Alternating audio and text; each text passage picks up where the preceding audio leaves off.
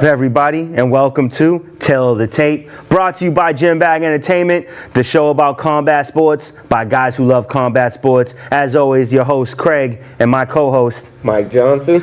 And we have a jam-packed show for you today. We're going to jump right into it, starting off with the UFC pay-per-view. UFC 242, Khabib versus Poirier. It was Saturday, September 7th. It was an odd event. The event started at something like 8, 9 o'clock in the morning. Yeah, with the early prelims. Yeah, and then the main event was at like 2 o'clock. It might have started at 9 or 10, I'm not sure. But it definitely was an early event. It was at the arena in Yas Island, Abu Dhabi, United Arab Emirates. Always forget how to say that word. But let's jump into it.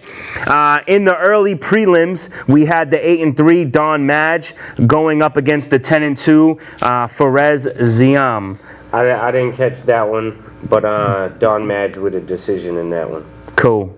Decision fight. I hate decisions sometimes. Sometimes they're great, but there was definitely two lackluster decisions I remember from the early prelims. Wow. So, yeah, both of the decisions were pretty lackluster. I believe it. I don't remember seeing that one, though. No. All right, and then in the middleweight division, Amari Akhmedov, 18-4-1, going up against the 23-6 Zach Cummings. How'd that go? That was the other lackluster decision. And, a win for Akhmedov, though. All right. In the welterweight division, Nordine Talid, 15-6, going up against the 14-2 Muslim Salikov. Well, then the fireworks started after the two lackluster decisions. Yeah, this was a good card all around. You know, lots of up-and-coming names. Yep. Or names you just didn't know because they're, you know, popular in the region. But they put together a good one, I think. And this was you know, Muslim just eating them up with pressure. Yeah. And then 4 minutes, 21 seconds of the first round landed a clean overhand right on the jaw, out cold. Put him to sleep. Yeah. That's what you love. You know, I was really upset. I was very busy from the weekend up until right before the show. So I did get to see the main event, and I got to see 2 prelim events, but I missed a lot of these fights. I'm going to have to go back and watch them. Yeah, I jammed a lot in the past, like 2 days. Been watching nothing but fights and, highlights of fighters, won championship fights. I mean, yeah. I wish I had the, man, I got it's been so jam-packed. All right, awesome. In the welterweight division again, we had Bilal Muhammad, 15-3, going up against the 15-2 Takashi Sato. How did this one go? Great performance by Bilal Muhammad. Making a comeback? Oh, yeah. Great left hooks landing at will. Great takedowns, mixing up the wrestling. Ends up with a submission in round 3 at a minute and 56 seconds, rear naked choke. Domination all around. Standing up on the ground. Beautiful. Had his number all night. I like Bilal Muhammad, so I'd like to see him make his way back up the ranks. And it went almost all 3 rounds, so I mean, he really showed that he, you know, had his gas tank and had his game on point. It was awesome. Good. All right, and then the first fight that I did get to see, the first fight of the actual prelims, Otman Azatar, 11-0, going up against the 8-2 Timu Pakalin, and this was a good showing. Yeah, 3 minutes and 33 seconds of a show. Yeah, but Otman with good movement. Yep. And power punches. And not afraid to take a punch himself. Right, and Timu was, you know, he was pretty stiff, not much by way of head movement, footwork. Great grappler, Pakalin is, you know. So he seemed a little overwhelmed with Azatar's power and his striking. He did seem willing to engage, but after he caught, I mean, he ate a bunch of power shots before he got knocked out, and I don't know why he didn't try to take him down. Because I think he tried once and just failed at the attempt. I thought there was one attempt. Because I remember him just trying to engage, and I'm like, "What are you doing?" Like, I think he's dancing around him and putting heavy hands on him. Yeah, there was a moment where Azatar took him right to the fence. He was just completely covered up, and Azatar was blowing. And I swore that I thought I saw him go for a takedown attempt. I was also trying to take notes and stuff like that. So Yeah. I didn't really, I'm not 100% sure, but I thought that Pacquiao went for a takedown, but clean knockout. Yeah. Either way, big right hand comes over the arm, over the guard, clips above the ear. Yeah, like right behind above the ear. Face first. Yeah, like a tree trunk hitting the ground, boom, legs twitching. Very scary knockout, but very awesome knockout. Yeah. This is a guy I look forward to seeing fighting in the future. Absolutely. Stand-up game was incredible. I mean, the movement, the power. Very fast. You know, we don't know about his gas tank because we only seen 3 minutes. But He yeah, seems like type of guy might not need a gas love tank. to see him again. Absolutely. And then I think for both of us, a huge shock in the women's bantamweight division. Liana Jojua, 7-2, going up against Sarah Morris, 5-5. And I remember us talking about this and saying 5-5 is such a terrible record that we're not expecting anything good from this woman, and she put in work. Yeah, she did. The better grappler, definitely the better striker. I mean, it was a good performance in general. It was a high-paced fight. Yeah. You know, in general, it was back and forth. It was competitive. It didn't look like Jojua had any answer for her top position on the ground. I mean, they had it, you know, like one round of that where, you know, Moraes kind of just rode on her after they switched position on the ground. And once she got the mount, what was it, third round, 2 minutes, 26 seconds. Referee calls a stoppage. She's just putting shots on her and she couldn't shake her. Yeah, Jojua just wasn't successfully defending herself. I did like in the first round when they were on the ground, it seemed like Jojua was, you know, successfully defending any submission attacks. Yeah. She seemed like she was trying to do work, but I felt like in the stand-up game, I felt like I don't know if she was outmatched in the striking, but just in the physical presence of Sarah Morris, I felt like, pressure. Yeah, I felt like she just was not ready for it. I think she just needs a little bit more time before her next UFC fight. Great win for Moraes. You know, she needs that positive record. Nobody wants to be, you know, 5-7. Yeah, exactly. So bumping that record up to positive. Counted her out. And I think with these records, these low records, you know, you see a lot of 10-0s these days. Yeah. And then you see some 5-5s. Maybe she's had, you know, the much harder opponents to face in her short career. What I was thinking was that, you know, there's always that possibility that she got her professional career too early, caught a couple losses right away, and then went on a streak of winning and got noticed by the UFC. I think that's a possibility. Yeah. You know, maybe, you know, we've seen a lot of fighters who come out into the UFC and they start off not very good. I totally agree. Yeah, and then they just climb in the ranks. Just build themselves into a different person, absolutely. And hats off to the UFC for recognizing that, even though, you know, her record was 500, she deserved to be there. That was a good fight. And then next is, to me, this has got to be, I feel like least of the week, if not just like the worst ending of a fight. Zabara Tukhugov. Yeah. Tukhugov. Yeah. 18-4, going up against the undefeated 5-0 Lerone Murphy. And this ends how? In a draw decision. It's strange. I think that it was pretty even. Yeah. You know, for sure. But I would have gave it to Tukhugov in the split. He had a real good first round, but then gassed a bit. Yeah. I think Lerone Murphy survived with good striking throughout the rounds. You know, put a couple shots that actually stunned him here and there. Yeah. But it was back and forth. It was entertaining, but the third round, you know, you had Murphy winging shots and you had Tukhugov, you know, just trying to defend and you know, being gassed out. A little disappointing to see a draw. But, you never want to see a draw fight. I hate that.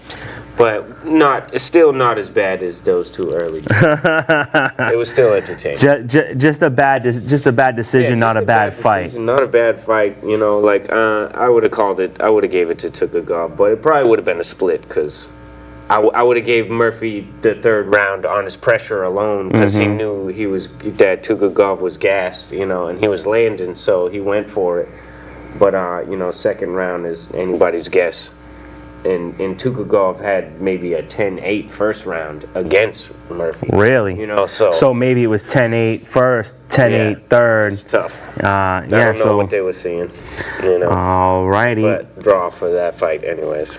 In the main event of the prelims in the women's flyweight division, I didn't realize Caldwell went up to flyweight. Yeah. Or down to flyweight. I don't know. I believe so. Was she not a bantamweight? I thought she was bantam, so maybe she went down. Yeah. The veteran Joanna Caldwell, 13-4, goes up against the up-and-coming 11-2 Andrea Lee. Andrea Lee had a nice victory in her last event. How'd this one go? Not her way. No. Great decision for Calderwood here. She needed it for sure. She put on a great varied attack, honestly. The grappling exchanges were good, but her leg kicks were fantastic, I thought. Those short elbows on the feet in the standing exchanges were fantastic. Andrea Lee looked a little confused. She ended up getting a little gassed out towards the end, too. Okay. And I think Calderwood showed the experience there, the grit experience that she has from being in with, some of the big names, and fighting in the wars. And, I think this was Andrea Lee's first war like this, And wasn't prepared to take it there yet. She looked good. She had a good jab going, good wrestling. Those certain things like the leg kicks from Calderwood and, them tight elbows she landed, I think, gave her the decision in that one. But Andrea Lee's still definitely up and coming, and I think she might have needed that fight to learn something. Now, does this propel Caldwell into title contention? It's the flyweight division, not a lot of competition there. Not from what I'd seen from her. I mean, I don't know if any fighter's going to show me something that makes me think she can fight for the belt at that weight. I hear you. I really, to be honest with you, like the only fight I want to see Valentina Shevchenko fight is I want Nico Montano to come down. She owned the belt. She never actually got beat for it. Right. And her most recent fight in the UFC was a victory at bantamweight. Yeah. I'd like to see her go back to fly to at least try to get her title back. That would be exciting. Yeah, and I think that would be a competitive fight. Flyweight contenders in general. Exactly. It's dry. It really is dry. I had some high hopes for Andrea Lee, and I still do. Like I said, I think she needed this with a solid, veteran fighter to, really sometimes taking a loss just gives you that fire. Absolutely. So she'll be all right. I mean, Amanda Nunes, she lost at least 2 fights in the UFC before making the run for the title, so you never know what's going to happen there. In the first fight of the main event, the pay-per-view, in the men's lightweight division, you had Mairbek Taisimov, 27-5, going up against the 15-2 Diego Ferreira. And this fight was pretty dope. It really was. It really was. I enjoyed it very much so. I think Taisimov was a little confused, because he did not expect this. He was really used to just crushing dudes, explosive hands. I mean, he landed some good shots, but he couldn't put Ferreira away with the one-shot power like he usually did to most everybody. And Ferreira handedly outpointed him. It was like, and I felt like there was something about Diego was had more of a ground game than a stand game. Absolutely. But I think that Mairbek was expecting that, and he stood up with him, and he put together some combinations. You've seen the difference in the striking ability. Ferreira didn't possess that power. No. But when he put that double jab together and then followed with that right hand, I was calling it out after a while. I was like, throw that right hand again right after the jab. It was entertaining. The jab was good. He kept moving well. Head movement was good, stayed in the pocket and avoided those power shots. And his confidence grew with every and Taisimov looked confused by the third round, especially. He's like, "What do I do? I don't." Yeah, I think he was. I honestly think he was defeated. I don't get what's happening. How am I losing? Why am I losing? What did I do wrong? That was a great decision for Diego Ferreira for sure. Absolutely. And then the fight I was most excited for that did not disappoint in the heavyweight division, Curtis Blades, 11-2 with 1 no contest, going up against the 20-4 Shamil Abdurakhimov. Boom. It's just It's a lot harder than it is. Yeah. You know. It rolls off the tongue once you know it, but I don't know it. Yeah. Good fight here. Entertaining. Curtis Blades, big time up and comer. Fantastic TKO by him. Shamil, honestly, to be honest, not to put him down in any way, but I don't think that this is a fight Shamil should have got against the likes of Curtis Blades. I think no. Blades is ranked too high. I mean, he was ranked, I think, number 6. Is he? In the heavyweight Wow. division. I think something like that. And Shamil's not ranked. No, it was way up high. I think that they wanted Blades. Shamil is ranked, but like 16, or I think they showed, or something like that. And I was like, oh, Blades might be 9. That's what I think. 9. And then he's 16. I was like, that doesn't really make sense to me. But also, we have to especially realize with that the rankings in UFC mean absolutely nothing. They have no credibility. Blades has been slaying people Yes. too. Like in. I think the only reason why Shamil got this fight was the hometown situation. Absolutely, I get it. And he matched up okay. But he couldn't deal with the strength of Curtis Blades. Nope. I think the athleticism, the sheer athleticism is what beat him more than anything. And he out-wrestled him like a professional versus an amateur. Mm-hmm. I mean... Oh, it was almost, you know... It was almost Khabib style. I mean, it wasn't. There's clear difference, but he dominated on the ground beyond anything. Because Curtis Blades' technique was more, straight strength. I mean, that one double that he got, and he pulls him away from the cage and just kind of picks him up and puts him down on his back. I'm like, that's stuff that like your older brother used to do.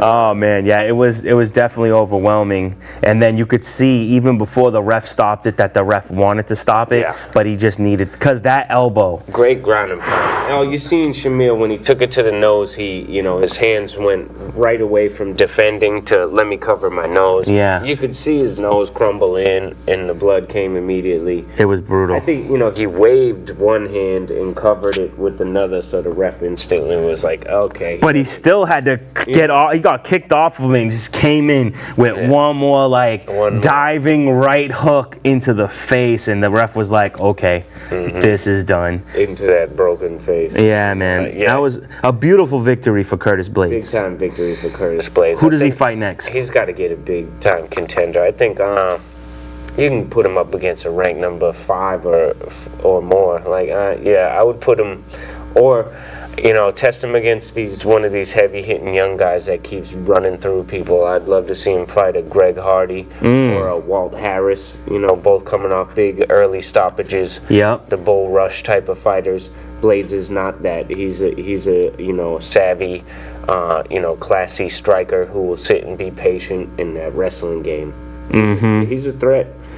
I kind of like the Greg Hardy decision, because Greg Hardy's just been running through dudes with overwhelming power, and I think that Blades might be able to avoid the initial wave. Right. And I think Greg Hardy would be in huge trouble if he got taken to the ground. And I believe that Blades can definitely avoid the strikes of Greg Hardy. I think he can avoid the wave. His strikes are definitely crisper, and I think Hardy gets a clinch on some guys and bull rushes him, up against the fence, and then likes to throw dirty boxing. Yeah. But he ain't bull rushing through Curtis Blades. That would be a good. I think that would be a good fight. I hope to see that in the near future. Blades took almost no damage, so I think that he's ready to go. That either one of these young guys, like I said, or a top 10. They got a non-championship pay-per-view coming up. That would be a good co-main event. Yes. I would love to see that, excuse me. And then in the men's lightweight division, Islam Makhachev, 17-1, going up against the 10-2 Davi Ramos. Tell us about this one. I actually watched this fight twice. Really? Because I liked the performance from Makhachev quite a bit, and I wanted to see Javi Ramos' performance again because, I mean, he couldn't grapple with him one bit and couldn't find the distance on the strikes. It was a great boxing performance by Makhachev, great range. Didn't want to grapple with Javi Ramos, which is smart.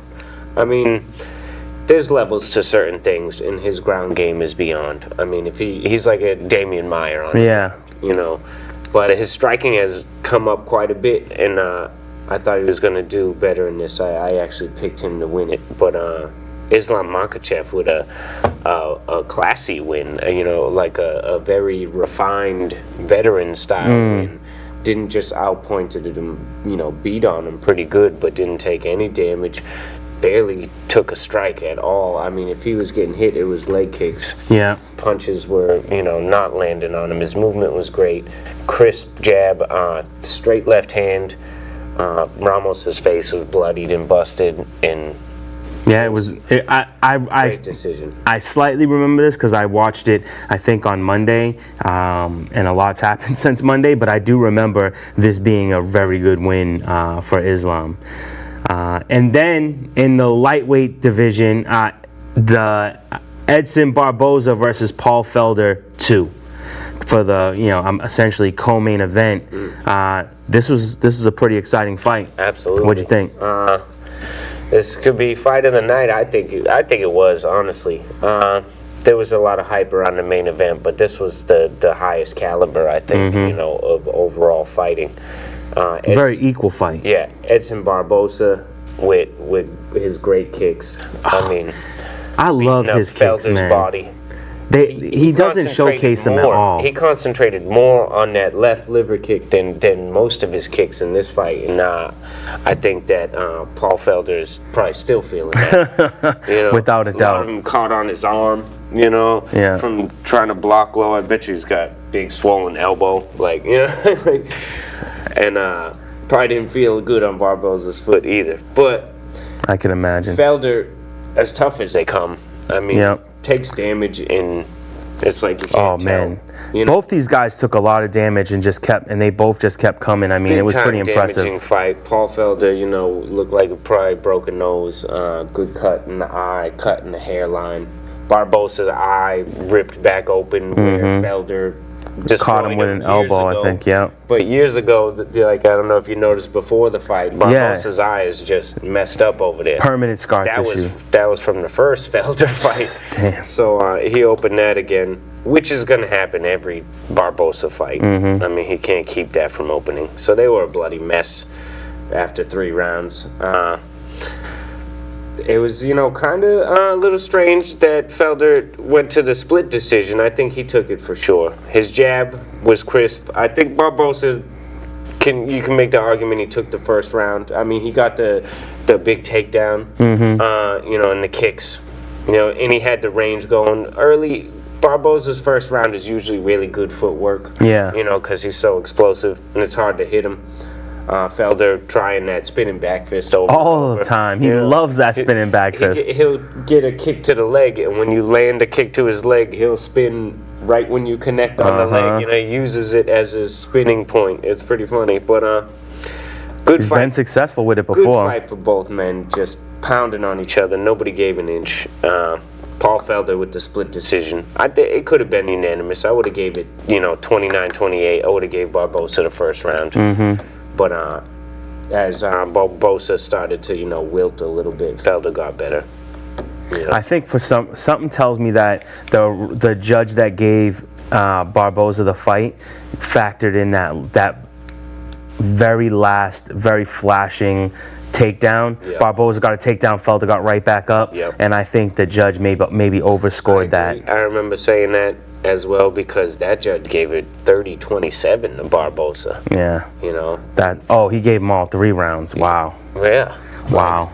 That one judge gave it 30-27 Barboza, and then the second judge that they called out said 29-28 Felder, and then the third judge said 30-27 Felder. Like, wow. Oh, and they gave one of them so gave the everything one to that- Felder. so- Wow. Yeah, so the one that called it for Barbosa has seen him winning every round. That's crazy. Maybe the kicks were more, important to him, or, Yeah. or her, whoever that judge was. I don't know. Interesting. But I didn't see it that way. I didn't see it that way either. I definitely saw Felder winning the fight. I don't know if I felt it was a split decision. I do like more of the 29-28 for Paul Felder, but it is what it is. Paul Felder still got the victory. The jab in the second and third round was just too much. I liked how he tried to call out some of the top 5 in the division, and he says if I'm not fighting top 5, then I might as well retire and become a fight broadcaster or act. Or an actor. He goes, I don't need to do this, and I'm like, bro. Yeah, relax. Either you're a fighter or you're not a fighter. Be a fighter or don't be a fighter. Yeah. If you don't want to fight, go act. Yeah, exactly. You can make plenty more money and not get hurt. Well, maybe make plenty more money. Like, are you a good actor? Like, he did one episode of Always Sunny in Philadelphia. Was he good in that it? I know. I see it. Yeah, it was like 2-minute clip. Oh, all right. Well, Him then. and Donald Cerrone. Cerrone was way better. He stole the show. I could believe it. All right. And now to the main event. Dustin Poirier versus Khabib Nurmagomedov. Nurmagomedov, whatever. I hate Khabib anyway.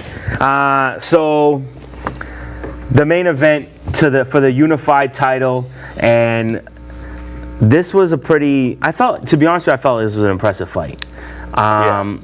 What I was most impressed with was Khabib's next level up in his boxing. Yeah. He's gotten better with every fight. I think, the defensive boxing was a big thing for me.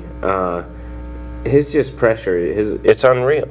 It is. And, it's unstoppable. When Poirier felt it, you seen his face. Yeah. Like, oh my God. When he got a hold of him, pushed him against the cage, he immediately was looking to the corner like, what do I do? What do I do? Like, with like a deer in the headlights. Like looking at his boys like, yo, help me, man. Like, what am I going to do? Like, I will listen to anything you have to say right now. Yeah, he was a little lost. I think he was, kind of out of it, a little nervous. And I think he was real worried about that wrestling. I think he was fighting not to lose and not fighting to win. And then he felt the actual wrestling pressure. Yeah, I mean, he started off throwing a couple decent leg kicks. Never got his jab going though. Then that's his biggest weapon by far. I never seen he never got one straight left off. He landed that step in overhand right that he throws in the second round. That was my problem. I wanted to talk about the second round. I don't think he hurt him. I don't think he hurt him, but I think he made Khabib nervous. Yeah. But my problem was he made Khabib remember, oh yeah, this guy can box. Yeah, this is my problem with what Poirier did and didn't do in the second round. Like, Poirier, you are a pressure puncher. Yeah. Like, you just pour on this pressure.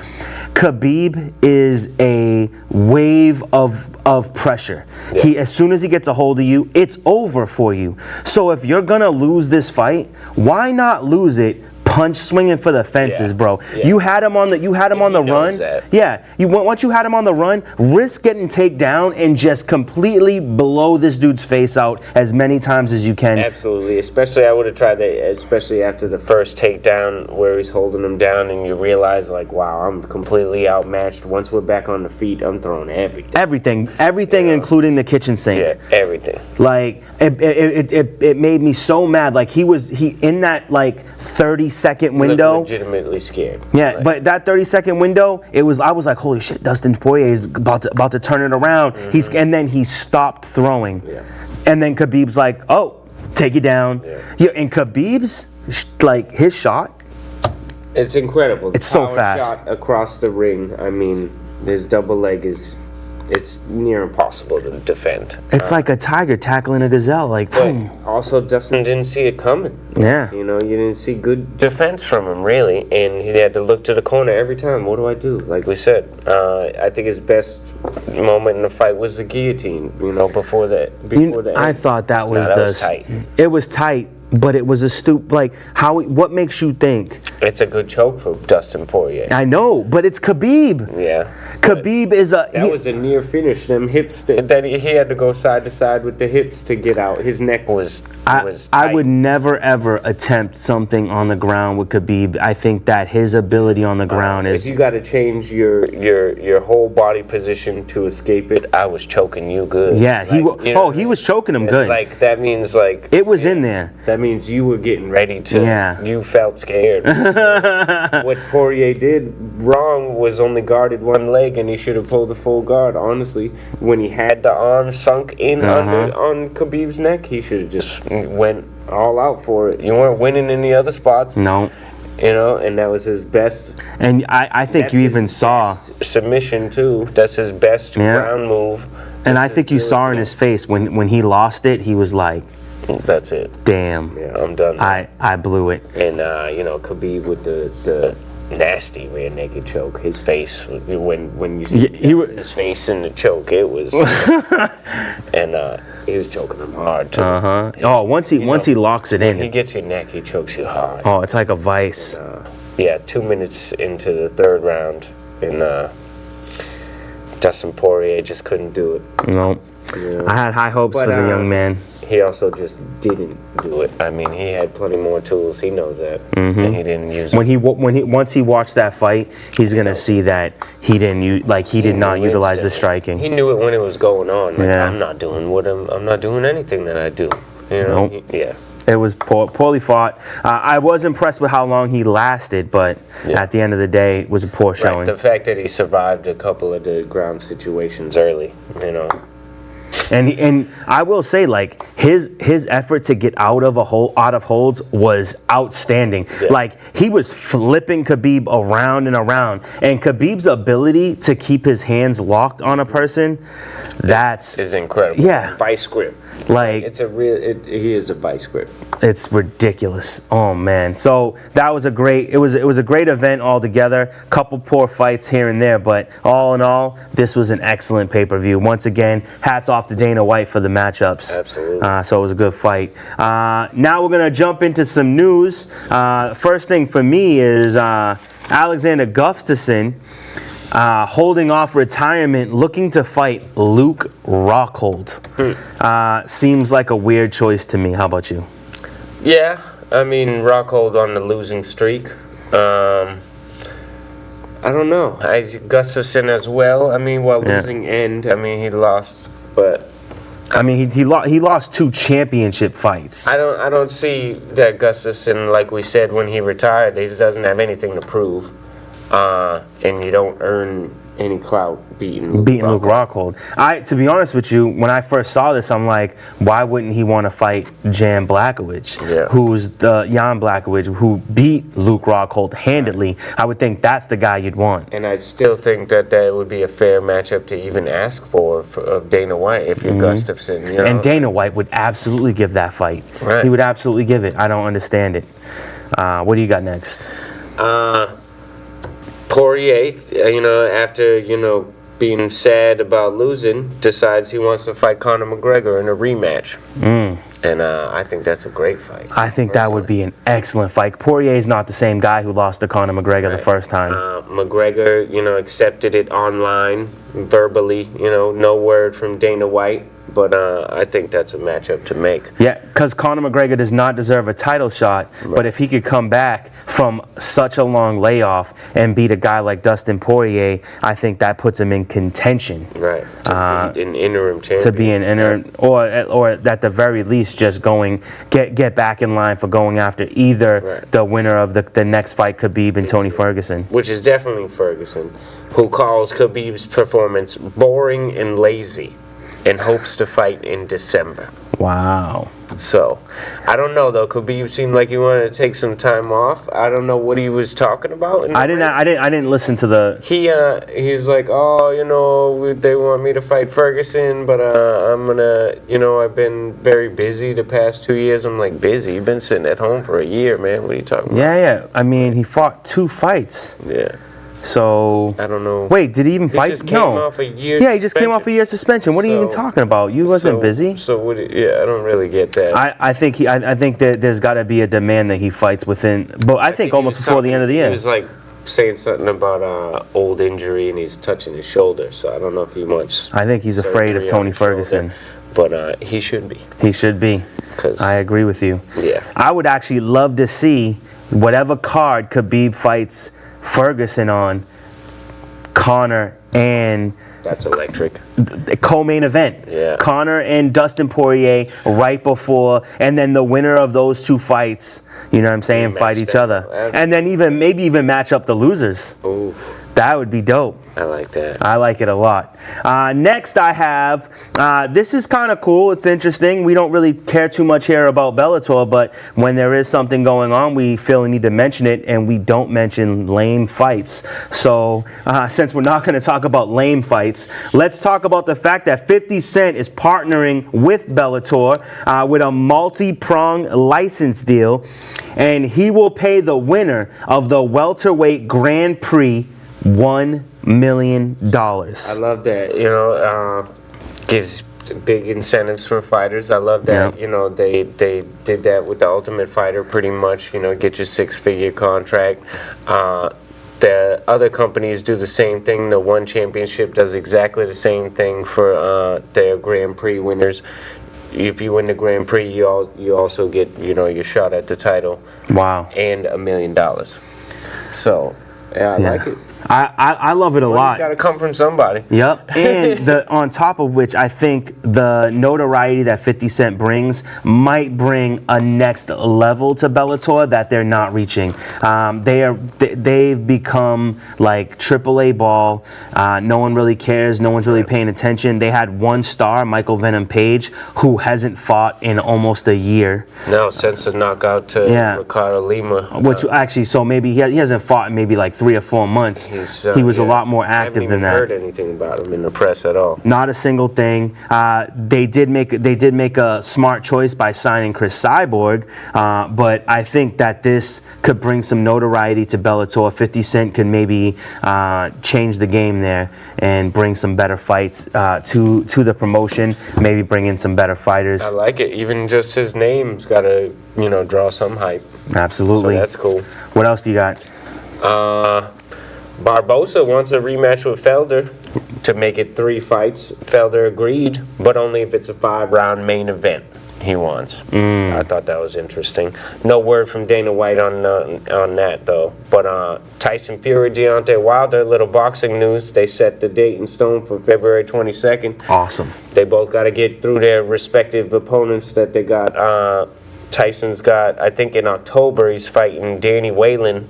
And Deontay Wilder is fighting Luis Ortiz in a rematch in November, I believe. So, and then they'll meet again in February. Win, lose, or draw. Quick recap of the One Championship, Immortal Triumph Muay Thai card this past Friday. It was on Ho Chi Minh City, Vietnam. There was the big debut for them there. A couple fights to string off real quick. Santino Verbeek from the Netherlands versus Juan Cervantes from the United Kingdom. That was a pretty good fight. Unanimous decision for Verbeek. He was in trouble early, getting kneed hard in the clinch, but then he started putting the footwork on and picked apart Cervantes, and that was a big win for him. That was entertaining. Awesome. Bantamweight division. Kulab Dam Piek Utai. Oh, crap. Versus Bobo Sacco from France. Utai with the unanimous decision. The power clinch was just too much for him. I mean, he must have dumped him on the canvas I don't know how many times. Every time they clinched up together, he threw Sacco around like a rag doll. Wow. And that really demoralized him and built up with damage too. And then the knees late and decision win there, though, unanimous. And then in the title fight in the bantamweight division, Nung O Gayang Ha Dao versus Bryce Delval, the French-Algerian fighter. Super exciting, actually. Nung O, this was his 4th title defense, I believe, in a row. And way more experience than Bryce Del Valle. Yeah. Like, we're talking 300 fights for Oh, yeah. compared to like 70 something for Bryce. I remember that. And but Bryce Del Valle at first was getting outpointed on the power shots a lot, but these were masterful fights overall in Muay Thai. I mean, we love mixed martial arts, but if you can get a chance to watch some of this Muay Thai, I mean, it's striking on a different level. Yeah. You don't have to worry about grappling. Yep. So it's a different animal in general. Even when like one of these great strikers transitions to MMA, you still don't see that type of striking in MMA Yep. because of grappling. I mean, it's the only way you see it like that, and it's incredible. I still love it. And Nong Oh ended up getting a split decision only because of how good he was for the first 3 rounds. Oh, wow. Because Bryce Del Valle figured it out for the last 2. If they went another round, I mean, that would have been hard to call. I don't know. Wow. Because I think he was beating him. Or if he had figured it out a round earlier. Yeah, it was because he was winning much better in the later rounds. I think the rounds he took, I mean, I could have even gave him the fight on my scorecard, honestly, to Del Valle. The way he was finding the angles late, avoiding power shots, avoiding strikes in general. He didn't take much damage late in the fight, but Nong Oh did enough early on. Wow. Keeps his title. Nice. And that was the Immortal Triumph. All right, awesome. So now we have the UFC Vancouver Cowboy versus Gaethje, Saturday, September 14th at 8 p.m., Rogers Arena in Vancouver, Canada. We will blaze through this one. So that we can spend some time talking about Gaethje and Cerrone. Yes, exactly, because we want to talk about that. So we will give you our predictions. Kyle Propole, 12-6, going up against the 10-3 Austin Hubbard, and I like Hubbard in this matchup. I wrote both whack. Accurate. But yeah, I'll go with Hubbard if anybody. Hubert, I think they pronounce it. Hubert. Yeah. Still whack. Yeah. In the men's bantamweight division, Louis Smoka, 15-6, going up against the 10-1 Ryan McDonald, and I love that 10-1 record, so I have to go with Ryan McDonald. I don't know. He's too easy to hit, and Smoker's got too good of submissions. I think he's going to tap him out. Okay, boom, split decision here. In the men's featherweight division, Chaz Skelly, 17-4, going up against the 17-6 Jordan Griffin. Seems like a nice little matchup. I'll go with Jordan Griffin. I gotta pick Skelly. 10 submissions out of them wins, and 5 in the first round. Wow. I think he's gonna get another here. So maybe I was wrong. In the bantamweight division, Brad Katona, 8-1, going up against the undefeated 7-0 Hunter Azur. And for some reason, I feel like I know who Azur is, and so I'm going to pick him. He's a good wrestler, and I got to pick him because Katona's notoriously got bad takedown defense. Boom, there it is. Go that way. Andrew Sanchez, in the middleweight division, Andrew Sanchez, 11-4, is going up against, and actually I believe this is a fill-in. I think the original fight got canceled. So Marvin Vettori, 13-4-1, is coming in. And I agree with what you've said before. I kind of like when a guy comes in on short notice. Yeah. So I'm going to give it to Vettori. I think this is maybe the second or third time Vettori's done that. Italian fighter, good, big, strong guy. Strong strikes, bad gas tank. Don't know much about Sanchez, but I'm going with Vettori. Awesome. This fight I really like in the bantamweight division, the undefeated Cole Smith going up against the undefeated Miles Johns. 7-0 for Smith, 9-0 for Johns. What do you think? I think I'm going with Cole Smith here, the better striker. All right, well, I like the better record, so I will go with Miles John. We got a split decision. Got a nice heavyweight bout going on. Marcin Tybura, 17-5, going up against the 13-1-1 Augusto Sakai. What do you think? I gotta go with Sakai. He did have a controversial win over Arlovsky. I think Arlovsky won his last fight out. But Tybura's 1 out of 3 in the UFC, and TKO in his last fight, loss. So I'm gonna Well, go Sakai. I had Augusto Sakai also in this fight, so we'll see how that goes. In the light heavyweight division, Misha Kirkunov, 14-5, going up against the undefeated 10-0 Jimmy Crute. This is the first fight where I know who the person is, and I like Jimmy Crute. I do too in this one. Kirkunov, dangerous Brazilian Jiu-Jitsu black belt, but Crute gonna land something powerful early, probably.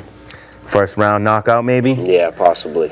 All right, and then a fight that I'm really excited for in the middleweight division, the return of Uriah Hall, 14-9, going up against the 10-3 1-0 contest, Antonio Carlos Jr. I like both these fighters, but I have a soft spot in my heart for Uriah Hall. I always want him to win, and it doesn't always go his way. Huge fan of his, explosive caliber, athleticism. I don't know if there's anybody more athletic than him in the UFC, but it's all about which Uriah Hall shows up.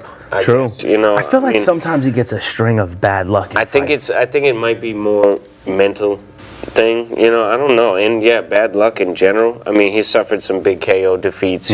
Fighting explosively like that leaves you open too. But big thing I wanted to say, it's definitely striker versus grappler. Antonio Carlos Jr. is a BJJ monster. And but Uriah Hall, interesting fact that I read in the stats, 72% on the takedown defense. Wow. Yeah. 70, that's high. And like his other ground numbers are terrible. So it's sprawl and brawl. Sprawl and brawl. And wow. He's coming off a big KO over Bevon Lewis. So I mean he's back on form. So we'll see who we get. But I gotta go with him too. I got a soft spot as well. All right. In the welterweight division, we have Michael Pereira, 22-9 with 2 no contests. Once again, I believe that we have a replacement. I didn't get his record, but I think Sergey Kendoza, whatever his name is, got replaced by Tristan Connolly. Oh, really? I don't even have that written. When I looked up the fight, and when I looked on the card, I had Sergey. Yeah. But then when I looked up the stats, when I looked up the card to get the stats, it said Tristan Connolly. Oh. And so I'm assuming either one of them has to be the original fighter and the other one has to be the replacement. Right now I'm going to go with Tristan Connolly, but no matter who it is, I'm going to say Michael Pereira. I was going with Pereira anyways. There you go. Definitely was going with him against Kandosco, and I wrote that days ago, so it's probably Connolly that filled in. There you go. And I'm still going with Pereira. Absolutely. Sure. In the heavyweight division, we got Todd Duffy, 9-3, going up against the 10-2 Jeff Hughes. I like Hughes in this fight. I'm excited. Hughes is a good fighter. He's not too exciting. Throws, medium power probably. Todd Duffy's animals of a striker, but I haven't seen him in 4 years. We ain't seen him fight nowhere. Injuries, surgeries. He was, storming through the UFC. I don't really understand why they cut him, ever. Like, it never made sense to me. They cut him after, he knocked out, 3 or 4 opponents in a row, and then he lost a decision and was cut. I thought it was, pretty strange. Maybe he got cut because of injuries? I don't know. Weird. There was a lot of controversy around it, but I'm glad to see him back. Fought his way through, other promotions. He's a beast. He owns he owns the fastest heavyweight knockout, 7 seconds. I think wow. It was. It was a stiff jab, or was at the time the fastest. Yeah, I think it's fastest heavyweight. Yeah, fastest heavyweight makes sense. Division knockout. That's pretty fast. Tim Hogue ran into a stiff jab. Just ran right into it. It was a jab too, but. Hey. When a dude's 250 and he jab throws is a lot. stiff jab. No. All right, in the lightweight division, Glover Teixeira, 29-7, going up against the 25-6 Nikita Krylon. I was kind of unsure about this particular fight, but I don't think I like Glover. No, I'm not a huge fan of him. Yeah. He's powerful. I liked him when he first came out. Interesting fun fact about Glover Teixeira, he made his way into the UFC because he was Chuck Liddell's sparring partner back in the day. Because he was young and strong at the time. Yeah. Yeah. Interesting. Chuck used to pay him to spar with. And he just got better and better, and they were like, yo, dude, you should fight. Like, you know. Awesome. He had a string of bad luck. Big loss against Gustafsson. Masterclass of boxing there. Yeah. But he's had 2 submission wins in a row as of late. Nikita Krylov coming off a good submission in April against Oben St. Preux. This is a pretty good fight. And Oben St. Preux is no slouch in the submission and ground game, so that's pretty impressive. Let's jump right into it. We have the main event, the lightweight division, non-title fight, 5 rounds. Donald Cowboy Cerrone, 36-12 with 1 no contest, going up against the 20-2 Justin Gaethje. And Justin's coming back. I feel like I haven't seen him fight in a while since his last loss, I believe, to Poirier. Yep, since the TKO stoppage to Poirier. Gaethje got to be. I mean, if you're going to ask me who my favorite, not top, like, you know, we went over our pine list, but my favorite lightweights, Gaethje's up in my top 3. I think incredible talent, still getting better, only 31. And is it notable to say that he has not utilized his best weapon? Right.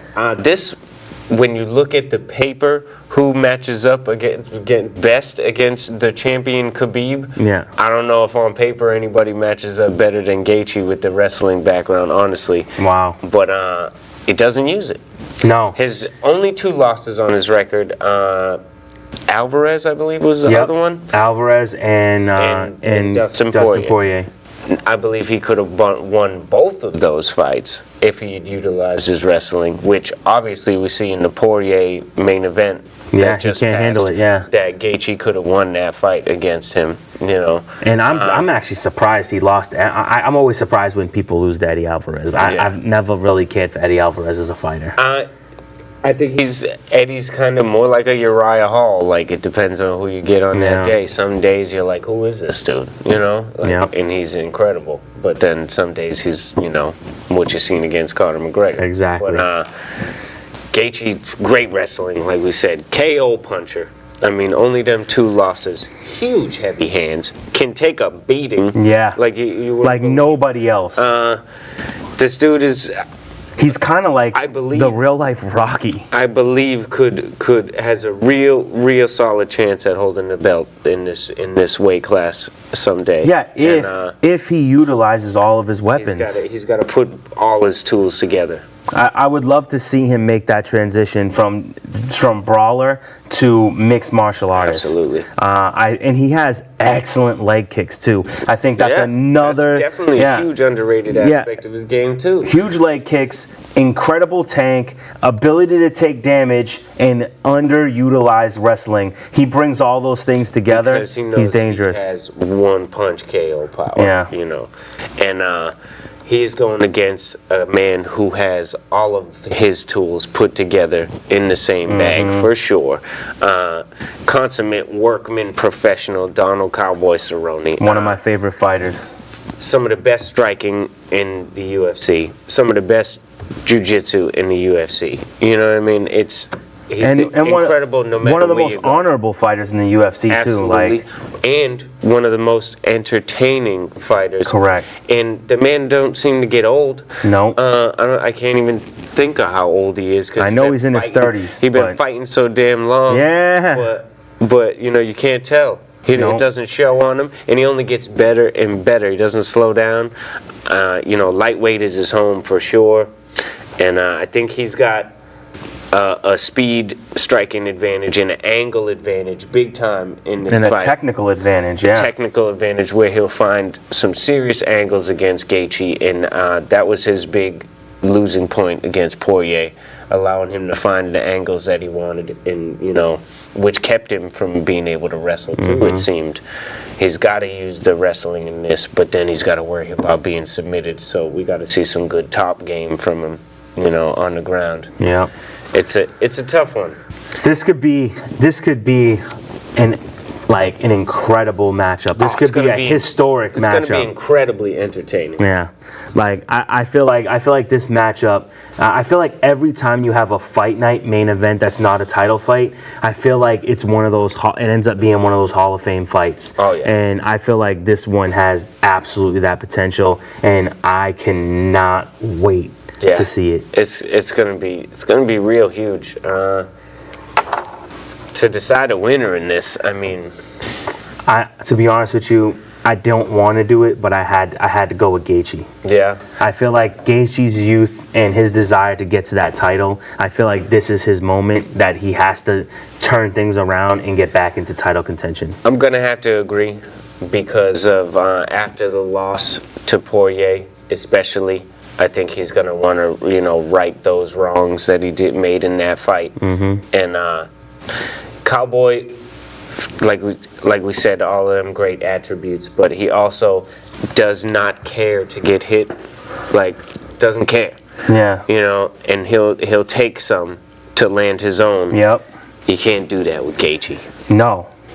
He's too powerful. And Gaethje, you can do that to himself, like the Michael Johnson fight, where he was getting dominated for like a whole round and a half, right. And then he did the Rocky rope-a-dope where like he just let Michael Johnson wear out, and then boom, comes back and just puts him to bed. Yeah, I don't see the chances of Cerrone, gassing out. No. But I see him taking big damage because from power punches. Cerrone doesn't waste shots. That's what I love about Cowboy. Like, he's not out there just throwing out wild. He's very calculating, and when he finds an advantage, he exploits it. But he exploits it with extreme poise. Yeah. As I'm talking about it, though, I'm getting undecided. I don't know. It's a tough one to decide. I love both these fighters. I think both these fighters are great. I think Cowboy's kicks are a big factor. Yeah. And if Gaethje implements the wrestling, he might find himself submitted. Really? Cerrone's guard is very underrated. It's one of the best guards in the lightweight division. Interesting. Absolutely. Maybe that's why you don't get to see him in it, because people don't want to be there. Yeah, you don't want to. It's not a smart thing. Interesting. Yeah, I mean, the more I talk about it, I think, Gaethje has a KO power advantage for sure. He has a wrestling advantage for sure. Cerrone don't care if you take him down, and he don't care about mixing it up, and he's much more technical. Mm-hmm. So I think I gotta give maybe the Cowboy the edge. You gotta go Cowboy. I gotta go Cowboy. All right, it's gonna be interesting. You know what? Although I still stand by what I said earlier about Gaethje, that I think he will be a title holder in this division at some point. Oh, I agree with you. I think that it is very possible, especially with the fact that with his unseen wrestling game, but the praises that it gets, there's not film on it. You know what I'm saying? You're not going to know what to expect. Right. Once he gets people second guessing on it, then his striking game will open up more. Mm-hmm. Absolutely. So it'd be interesting to see. You know what I want to see, because we have a little bit of time left. I don't know if I brought this up on the show, but I would love to see maybe UFC 250. Right? I want to see a night of titles. Oh yeah, I think we did talk. Did we talk about that? I'm just thinking about. We've spoke about it. We've spoke about it personally. I don't know about on the show, but maybe there is literally, if you do a pay-per-view from early prelims to the main event, it would just have to. It just seems like the only thing with that is that leading up to it. Yeah. Is a couple months of fights would be a little lackluster. No, I don't. You gotta leave some people off. You gotta leave people off so they're ready. But right now, we have so many fighters in the UFC. There are so many fighters. Maybe not lackluster, but you have to have no title fights for 2 months. No title fights for 2 months. I mean, right now, if you think about it, we have a perfect opportunity. We just had a pay-per-view. The next pay-per-view is a non-title pay-per-view. That's right. Because it's going to be Nate Diaz versus Masvidal. Mm-hmm. And that's going to be a stacked card. So now, that's 1 month. Now you have another month, and you don't do a title fight there, and then that third month, title fight. Because I mean, like between the last 3 fight cards, That could work. No champion is currently hurt. Right? no hurt champion. You could lay everybody off, and then you have main event John Jones. You would need to do that like 3 months. Yep, main event John Jones, Khabib, co-headliner Amanda Nunes, and then Valentina Shevchenko, and then Max Holloway. Headline the prelims with Stipe Miocic, heavyweight division. Then Henry Cejudo. And then strawweight division. Yeah. Whoever the champion at the time. Right now we have to say it's the Zhang Weili against Thug Rose. Mm-hmm. After that, after that it's like, there's no bantamweight title holder. You can't have a double weight champion defend both of their belts. Well, yeah, but you have an interim title fight in the bantamweight divition, and then you have to do that in the women's featherweight or bantamweight as well. Correct, and then you have the headline of the early prelims will be Usman. Yeah. Versus maybe Kobe Covington, and I don't know what middleweight, and what's Whitaker Adesanya, that's coming up, isn't it? Yep. So then you have whatever belt I'm missing that I'm not thinking of. Flyweight. No, I did flyweight. Yeah. I don't know. There's a belt I'm missing. I said Max Holloway. Yep. You said Usman. Yep. Got Whitaker. Maybe there is just one fight. Maybe there is just one. Maybe it's just one weight class short of a full prelim. We only have 3 female champions. Yep. Because Nunes has 2 belts. Yeah. Oh no, we are forgetting one. Mm-hmm. We'd have to have an interim featherweight women's division. Yeah, we'd have to have that because, like I said, she could. Because Amanda Nunes can't fight twice in once. Fight twice in one night. What an awesome event that would be. That would be an awesome event. Yeah, that would be serious. It could be like Aspen Ladd versus the chick who's gonna fight Amanda Nunes next. Jermaine 2 for the interim title, and whoever wins goes up against Amanda Nunes again. Boom. I just put it together in 2 minutes. And that's all we have for you today. We have to get up out of here. Yep. So until next week, we'll see you in the Octagon. Have a good night. Peace. Like and subscribe.